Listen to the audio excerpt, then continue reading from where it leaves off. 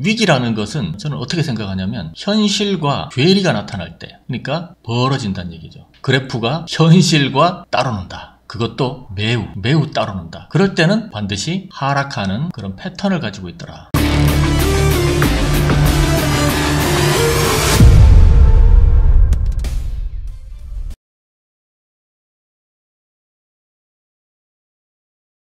아파트는 분할 매도가 되지 않는 매우 덩치가 큰 종목으로 투기가 아니라는 착각 속에 매수하여 하락기에 모든 투자를 위험에 빠뜨리는 장치가 될 수 있습니다. 주식, 코인, 금 등 많은 투자 자산들이 아파트에 앞서 손실 상태에서 헐값에 던져질 수 있습니다. 오늘은 지난 영상들 속 경제 해법을 다시 한번 엮어서 다시 한번 상기시켜드리는 시간을 갖도록 하겠습니다.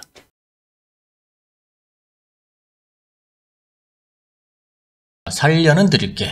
우리나라는 일본으로 잠시만 빌려주라 하고 부탁을 했는데 일본은 단칼에 거절했습니다. 그래서 금융시장이 개방이 되고 금리가 인상이 됐습니다. 금리 인상 압박 카드도 있었죠. 그래서 결론적으로 기업과 은행, 부동산이 헐값에 넘어가는 결과가 초래되었는데요. 자, 그래서 양아치 형님들이 은행을 매수한 후에 우리나라의 부동산 펌핑이 이제 시작됩니다. 자, 이것을 잘 보시면 금리의 고점에서 많은 빚을 지게 시스템이 만들어집니다. 이때가 IMF 금융 개방이 시작되던 때입니다. 이때 88 올림픽 기점으로 해가지고 한번 상승을 하고 여기 떨어뜨렸는데 사실 이 지점보다 여기가 훨씬 더 떨어졌어요.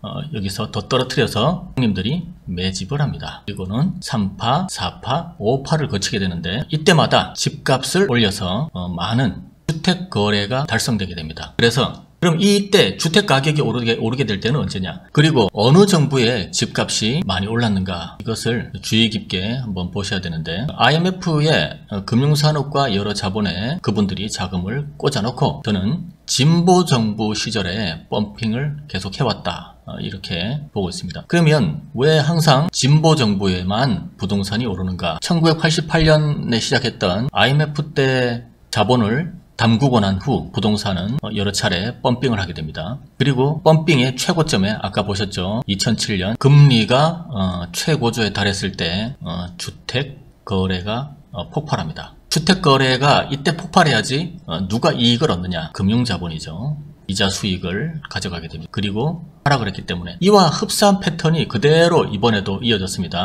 우리의 개미들은 아파트 거래에 신기록을 세웠다. 네, 이렇게 보시면 되죠. 그래서 장기적으로 요즘에는 장기적으로 30년까지 이렇게 붙게 돼 있는데 30년 동안 장기적으로 양아치 형님들에게 이자를 내게 되겠습니다. 그러면 보수정부와 진보정부의 부동산 가격 추이를 한번 보겠습니다. 보수정부 시절을 한번 보겠습니다. 보수정부가 들어서면 전통적으로 제조업과 건설업이 호황을 누리는 것은 이미 알려진 사실입니다. 강남 3구의 주민들은 보수가 들어서면 집값이 오른다고 생각을 하지만 절대 그렇지 않습니다. 보수 집권 내에는 금융산업으로 돈이 절대 흘러 들어가지 않게 만들어 놓습니다. 이것은 자금의 파이 때문이죠. 부동산 규제 완화 정책을 펴면서 마치 부동산을 올려줄 것처럼 행동하지만 자금이 한정되어 있습니다. 그래서 절대로 금융산업으로 자본이 흘러 들어가지 않습니다. 그래서 보수정부가 들어서면 지자체의 건설 수주 등이 잇따르게 됩니다. 그리고 진보정부 시절이 되면 진보정부가 들어서면 전통적으로 금융업이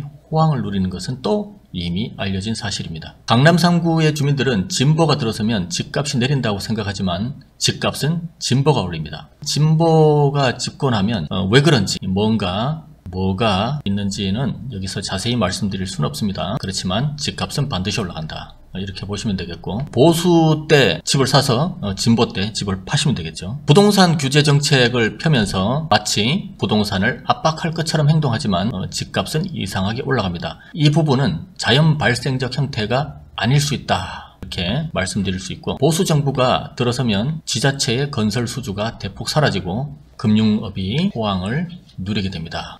미국 증시의 꼭대기와 정확히 맞춰진 부동산 꼭대기의 타이밍. 왜 두 개를 동시에 놔뒀냐? 두 개는 공존합니다. 부동산과 주식은 공존하게 되어 있습니다. 그런데 부동산이 조금 뒤따라가죠.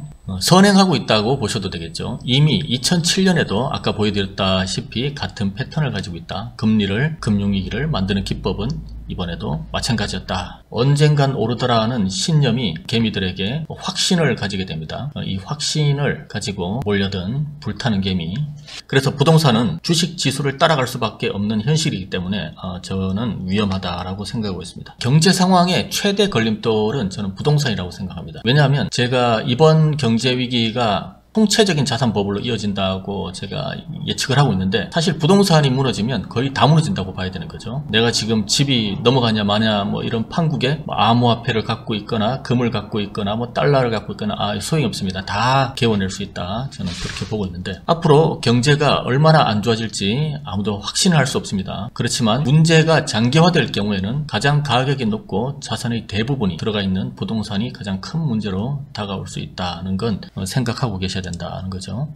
눈치 빠른 대기업은 이미 부동산에서 빠졌습니다. 기업과 개인 부동산 매도로 이어질 수 있고 이미 구조조정이 들어간 기업들도 있다. 반대로 개미들은 IMF와 금융위기를 겪으면서 부동산은 불패다. 언젠간 또 오른다. 지금이라도 사라. 이렇게 서로를 다독이면서 부추기면서 열심히 뻔뿌질을 하고 있다. 이렇게 보시면 되겠고요. 그래서 너무 여기저기 투자를 많이 하다 보니까 개미들이 현금이 매우 부족하다. 그래서 위기시에 지금 개미들이 비상금이었기 때문에 나중에 문제가 터지면 갖고 있는 자산을 팔아야 되는 위험성이 커지고 있다. 그래서 영혼까지 끌어모아서 지금 투자를 벌리고 있는 개미, 저는 굉장히 위험하다라고 보고 있습니다. 그리고 잠시 한번 환기하면서 IMF 때부터 지금까지 누가 돈을 벌었는가 자세히 보시고, 그리고 이 경제 위기의 승자는 누가 될 것인가 또 한번 생각해 보시고, 앞으로 개미의 운명은 또 어떻게 될 것인가 한번 생각해 보시기 바랍니다. 그리고 제가 또 꼭 말씀드리고 싶은 게, 대표적 자산들이 있습니다. 달러, 금, 부동산, 비트코인, 주식, 석유 등 원자재, 이런 것들은 양아치 형님의 작업 없이는 오르는 경우가 없다. 저는 확신합니다. 이것을 견해라고 보기는 좀 뭐하고, 인지한다 못한다, 저는 그렇게 보겠습니다. 인지하지 못하는 경우는 위험하다. 이것을 인지 못하는 경우는 위험하다. 부동산도 예외가 아니다. 우리가 그 많은 아파트를 어떻게 가격을 컨트롤할 수 있느냐, 컨트롤할 수 있습니다. 매우 있습니다.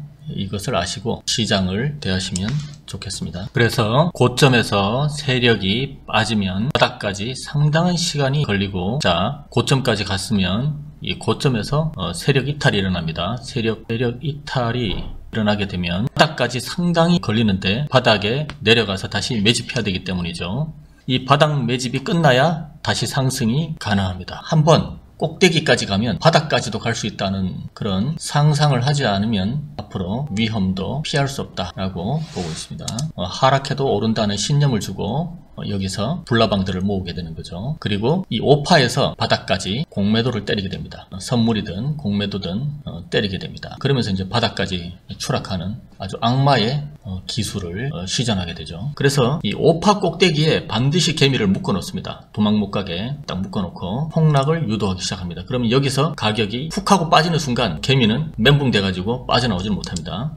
이 기술의 요약은 말씀드린 바와 같이 개미에게 여기서 이렇게 갈 거라는 환상을 심어준 뒤에 가둬버리고 잔인하게 자이로 드롭을 태워버린다. 현재 미국 증시의 100년 만의 대형 오파 꼭지점 붕괴로 인해서 부동산도 동반 위험이 상승하고 있다. 이렇게 보시면 되겠죠. 일반적으로 모든 사람들이 이러한 자산군에 투자함으로써 꿈을 뛰어넘는 부자가 되고 있다는 느낌을 동반하게 된다는 것이죠. 두 번째 경고는요, 여기에 첫 번째 연속이죠. 모든 곳에서 벼락부자가 되어가는 느낌이 들고 있다는 것입니다. 당신은 당신이 소외당하는 것처럼 느껴진다. 이것은 투자를 안 했을 때 이렇게 느껴지겠죠. 그리고 이것은 투자의 충동으로 이어집니다. 그것이 자산 거품의 본질이라고 얘기합니다. 세 번째 증상은요, 자칭 전문가들이 상상을 초월하는 번영을 예언하는 책을 쓸 때입니다. 그리고 이런 책, 보고서, 신문기사들이 나타나겠죠. 그들은 이번에는 다르다라고 말합니다. 이것은 비이성적인 풍요로움을 예측하는데요. 그것은 몇 달, 심지어 1, 2년 동안 계속 지속될 수 있다고 예고합니다. 그러나 그것은 영원히 지속되지는 않는다고 경고합니다. 이런 심각한 경제 상황 속에서도 영혼을 끌어모은 투자로의 돌진이 지금 현실적인 문제죠. 가능한 모든 대출을 투자로 전환하는 비합리적 현상이 현재 우리나라, 미국, 전 세계에서 일어나는 현상입니다. 다음은 다음 위기에서 자신을 보호하는 방법입니다. 이것은 더 밸런스사에서 위기관리 지침을 만들어 놓은 것입니다. 한번 보시죠. 첫 번째는 모든 신용카드의 빚을 갚으라는 것입니다. 현재는 빚을 갚아야 되는 시기이지 빚을 내는 시기가 아니라는 것이죠. 두 번째입니다. 3개월에서 6개월의 생활비를 절약하라는 것입니다. 그런데 저는 이것 가지고도 모자라지 않겠나라는 생각을 하고 있습니다. 그것은 직장을 잃게 되면 상당히 안심을 시킬 수 있는 자금이 될 것이다 라는 것이죠. 세 번째, 믿을만한 재정조언자를 찾아라 라는 것입니다. 조언자와 협력하여 고객의 특정 요구에 맞는 맞춤형 재무계획이 작성되도록 하라는 것입니다. 그것이 당신의 자산 분할 그리고 여러가지 결정을 할 것입니다. 다양한 포트폴리오를 갖추도록 해야 한다고도 얘기했습니다. 그리고 네 번째는요, 1년에 한두 번 자산 분할을 재조정하라는 것이죠. 다섯 번째는 가장 많이 성장한 투자로부터 이익을 정기적으로 걷어내라는 것입니다. 어떻게 되든 자산이 가치가 올라서 상승하면 상승한 것들은 좀 현금화 시켜라 라는 것이죠. 이렇게 하면 자동적으로 낮게 사고 비싸게 팔 수 있는 것을 보장할 수 있지 않겠나 라고 하는 것입니다. 또한 위기가 닥쳤을 때 너무 많은 것을 잃는 것을 막아준다고 여기서 얘기합니다. 자, 이것을 요약하면요, 모든 빚을 갚고 장기간의 생활비를 비축하고 가격이 많이 오른 종목은 적당히 정리하며 자산 분할에 들어가라는 것입니다. 그러니까 자산 분할에 대해서는 스스로 생각을 해보시기 바랍니다. 그러나 대부분은 여기에서 벗어날 수 없다고 저는 생각하고 있습니다. 이것은 빚의 악순환과 덫인데요. 지금까지 세계 경제는 항상 버블과의 전쟁이었습니다. 그래서 항상 이 악순환은 도돌이를 하고 있죠. 매번 반복하는데 그 반복하는 패턴을 대중들은 깨닫지 못합니다.